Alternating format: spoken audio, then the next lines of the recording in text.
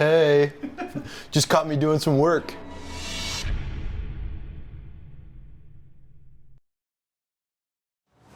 Are we doing a season 2? This is season 2. Okay, great.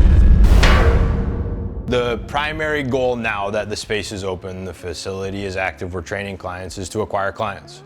So we have a goal and a cap, 10 clients a month. That's it. We're not going to take any more. If 20 people want to join in the month of January, we're only taking 10. The other 10 go on the wait list for the next month. That's intentional. It helps to make sure that we're providing a good process for the clients that we're taking on, and also respecting the bandwidth of the professionals. The big goal in 2024 is to have a successfully running operation. You know, we have 100, maybe, we have the cap of membership at 120, right? So if by the end of the year we can be at 100, we have a 6% referral rate and a 3% churn, which means that there's only 3% of all clients are leaving the gym. And, you know, selfishly, we want that to be because they've achieved the things that they came to us to do, and we've helped them reclaim their active life. They're back to doing whatever they wanted to do outside of the facility. The fourth goal there is to fire myself. You're fired. You're fired. You're fired. So when I came on to this project, it was never to run operations at the Flagship forever. It was to get this in a position where it could be handed off to someone else. We have a few things to do that. We need to build out the playbook, which means all of the SOPs, the procedures, everything gets documented, from how somebody enters the gym, how we greet somebody, how we conduct our discovery call and consultation. So making sure that we're documenting all of the things so that it can be handed off and someone else can be trained to take my place. The biggest takeaway from the build out phase was it's going to take longer and be more expensive than you want it to be. So the biggest thing for the ProPath people to take away from this, we did learn a lot of good lessons as far as, you know, we went through the trial and error of exactly what equipment do we want to have here. Okay, we're gonna have kettlebells. How many kettlebells? What size? Plates, anchors, landmines. Do we have squat racks? Like, what things do we have as far as even down to the bikes, right? We went with Concept 2 bikes versus Assault bikes or Rogue Echo bikes. The reason being there, it's the aesthetic, right? When you see those type of air bikes, you associate with a brand like CrossFit.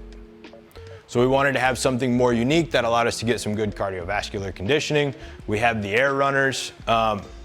So those are some of the big takeaways I think that we're gonna be able to pass on to ProPath clients, and we already are. The list of equipment that we're using throughout the space, what an autonomous session really looks like, and we're not at that yet. We don't have clients who are ready for it. We expect February, March, we're gonna have clients who are ready for the autonomous space. We're gonna have 3 to 6 to begin with, so we'll have a small sample size and population that can come in.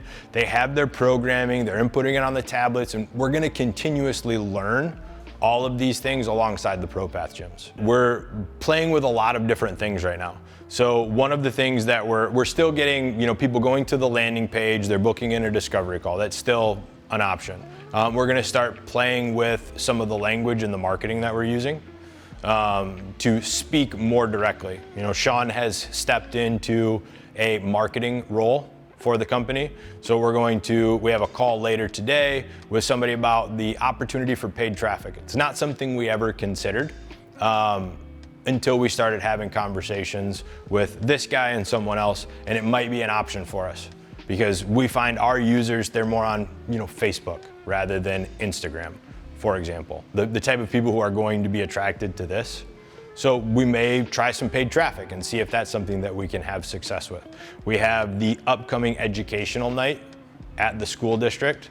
So in Q1, we're gonna go to the school, we're gonna put on a presentation. It's gonna be open to the public. You know, we have library events. We're gonna do some more educations. We still have lunch and learns. So Q1 is very much letting everyone know that we're here. We're open now. We're rocking and rolling, and getting out into the community and providing education as it's a staple of who we are and what we do. Even if we had the opportunity, I think it would be irresponsible for us to take on 100 members. If we had 100 people knocking on the door today and said, I want to be a member at Active Life in Long Beach and I want to do that right now, I believe it would be irresponsible for us to do so, because there's no way for me to manage quality control, the experience that the clients are having, It'd be too much growth too fast. So that's why we put the 10-person cap on there.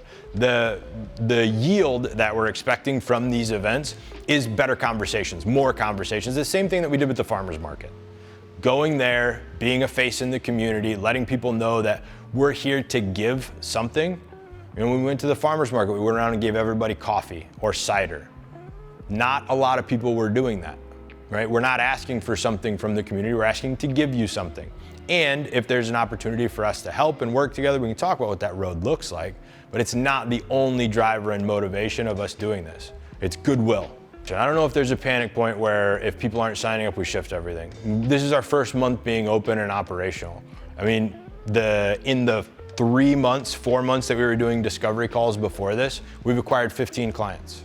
So maybe it's that we just do it slower than we wanted to.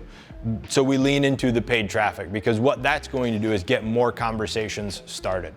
We're not looking to use any sort of marketing or paid traffic to gain clients for them to enroll because of that.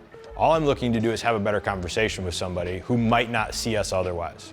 One of the things that I wish everyone could do for themselves is take a chance on themselves to do something, to run a business, to start their own business, to actually go for it, because what you find out is you can make it work. Like, I'm not scared that we're not going to make this work. All of the negations acknowledged. I'm confident that we're going to find a way to make this work.